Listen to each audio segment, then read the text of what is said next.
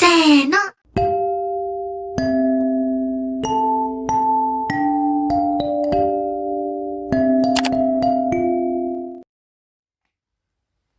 Assalamualaikum warahmatullahi wabarakatuh. Kembali lagi sama aku Gladys Bernika.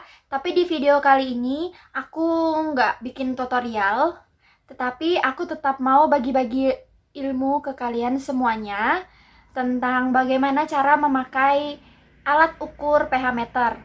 Mungkin sebagian kalian udah tahu alat ukur pH meter ini bagaimana, dan mungkin kalian sudah pernah pakai alat ukur ini, tapi aku tetap akan jelaskan pH meter itu apa. Jadi pH meter adalah sebuah alat ukur untuk mengukur pH atau derajat keasaman atau derajat kebasaan pada suatu cairan atau larutan. Prinsip kerja pH meter itu sendiri adalah jika semakin banyak elektron sampel, maka semakin bernilai asam, begitu dan sebaliknya. Karena batang sensitif tadi pada pH meter berisi larutan elektrolit lemah, sehingga akan timbul reaksi yang akan membuat elektrolit itu bertambah atau berkurang nilainya. Pengukuran asam atau basa tidak lebih dari sebuah voltmeter yang mampu melakukan pengukuran dalam pH selain volt. Bagian-bagian pH meter kalian bisa lihat gambar di samping. Jadi yang pertama ada elektrod kaca, atau kalian bisa lihat di situ pH sensitif glass. Ini berfungsi sebagai kutub antara dua elektrod pH meter yang tercelup ke dalam larutan. Pada ujung elektrod ada bulb yang berfungsi tempat pertukaran ion positif atau H+. Terus yang kedua ada elektrod referensi atau elemen referensi yang digambar. Berfungsi sebagai kutub lain selain elektrod kaca yang terendam larutan tertentu yang terbentuk rangkaian listrik. Elektrod ini dirancang punya nilai potensial yang tetap pada kondisi larutan apapun. Dan yang ketiga adalah termometer atau temperatur sensor. Bagian sensor temperatur pH meter ini menjadi satu komponen wajib pH meter, karena nilai pH sangat dipengaruhi oleh temperatur larutan. Jadi yang keempat itu ada amplifier, atau biasa di gambar ini kalian bisa lihat reference elemen. Itu berfungsi sebagai penguat voltase. Voltase yang dihasilkan oleh dua elektrod pH meter terlalu rendah, yakni sekitar 60 mV untuk setiap tingkatan nilai pH. Terus yang kelima itu adalah mikroprosesor, atau di gambar ini indicating element. Ini juga berfungsi mengolah nilai voltase yang dikirim amplifier menjadi nilai pH. Perhitungan kompensasi nilai temperatur larutan terukur juga dihitung oleh mikroprosesor ini. Terdapat dua jenis secara umum pH, yaitu pH meter kantong dan pH meter laboratorium. pH meter air kantong jauh lebih praktis dan fleksibel, serta portable. pH meter ini dapat dibawa kemanapun dan memiliki ukuran yang tidak begitu besar. Untuk tingkat akurasi pada pH meter air kantong ini dalam pengukuran dari pH meter ini cukup terbatas. Dan untuk ukuran dari pH meter laboratorium jauh lebih besar daripada pH meter air kantong. Alat ini mempunyai tingkat keakuratan dalam mengukur pH cukup tinggi. Ini adalah contoh pH meter laboratorium. Selain itu, tidak hanya dapat digunakan untuk mengukur pH, tetapi juga dapat digunakan untuk mengukur suhu dan konduktivitas. Salah satu contohnya, saya ini adalah jurusan kelautan. Jadi kalau saya mau praktikum, itu harus pergi ke lapangan, atau saya harus pergi ke laut yang tidak memungkinkan saya untuk membawa pH meter laboratorium. Jadi saya di sini memakai pH meter kantong. Di sini merek yang aku pakai adalah pH meter pH 200 HM digital.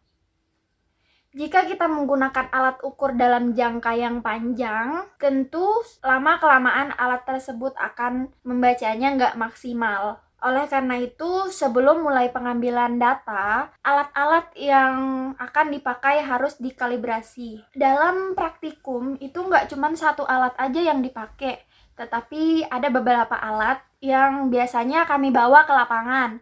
Contohnya kalau kita mau ngambil data di laut, itu biasanya pH meter, salinitas itu juga penting atau refraktometer. Terus itu kita mengukur DO atau kita mengukur oksigen di laut dan juga suhu. Terus ada beberapa alat-alat yang memerlukan kalibrasi. Nah, ini sebelum kita memakai alat itu kita kalibrasi dulu. Kalibrasi ini berfungsi untuk meningkatkan dan mempertahankan keakurasian dari alat tersebut untuk mendeteksi nilai pH. Jadi kita netralkan dulu tuh alat itu, baru bisa kita alat ukurnya menghitung dengan akurat.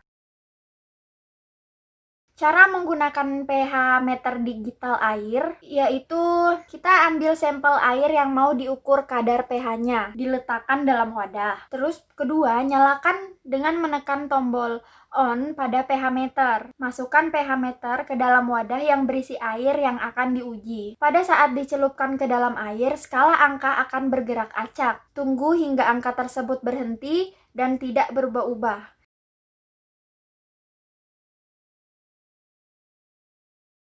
Ini adalah nilai pH-nya, akan dilihat di display digital akan seperti ini.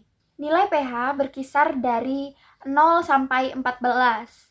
Suatu larutan dikatakan netral apabila memiliki nilai pH-nya 7. Nilai pH lebih dari 7 menunjukkan larutan memiliki sifat basa. Sedangkan nilai pH kurang dari 7 memiliki. Jadi itu adalah bagaimana cara mengukur keasaman menggunakan pH meter. Jadi ada lagi salah satu alat ukur untuk menentukan keasaman dan kebasahan. Biasanya kita sebut dengan kertas lakmus. Pasti kalian tahu kan kertas lakmus itu kayak gimana. Pasti mungkin kalian semua pernah lihat kertas lakmus atau kalian pernah nyobain pas praktek di sekolah kalian, apalagi pas SMA, kita mengukur keasaman dan kebasahan pas kita praktek kimia. Cara kerja kertas lakmus yaitu akan berubah warna jika dicelupkan ke dalam larutan asam atau basa. Cara kerja kertas lakmus yaitu akan berubah warna jika dicelupkan ke dalam larutan asam atau basa. Warna kertas lakmus dalam larutan asam, larutan basa, dan larutan bersifat netral itu berbeda. Ada dua macam kertas lakmus, yaitu kertas lakmus merah dan lakmus biru. Jadi kalau kita beli di apotik, itu kita akan dikasih kertas lakmusnya itu dua, yaitu kertas lakmus berwarna merah dan kertas lakmus berwarna biru. Jadi di sini bagaimana cara memakai kertas lakmus tersebut itu adalah lakmus merah dalam larutan asam berwarna merah dan dalam larutan basa berwarna biru. Begitu sebaliknya, lakmus biru dalam larutan asam berwarna merah dan dalam larutan basa berwarna biru. Biasanya warna yang ditampilkan saat kita mengukur derajat keasaman dan kebasahan di kertas lakmus bisa kita lihat pada skala sistematis 0 sampai 14 di belakang box kertas lakmus. Jadi kalau kita beli kertas lakmus, di situ sudah ada contoh warnanya. Kayak gini, ini contoh warna di belakang box kertas lakmus tersebut. Namun, kertas lakmus ini masih bekerja kurang akurat. Mungkin segitu aja ilmu yang aku kasih ke kalian, dan itu udah cukup jelas. Kalau misalnya kalian ada pertanyaan, kalian bisa kirim di komentar dan nanti aku pasti bakal jawab. Terima kasih buat kalian semua yang sudah nonton video ini. Jangan lupa subscribe, like, komen, dan juga share ilmu ini ke teman-teman kalian. Kita tahu bareng-bareng dan terima kasih. Sampai jumpa di next video aku ya. Dadah! ありがとうだってばよ。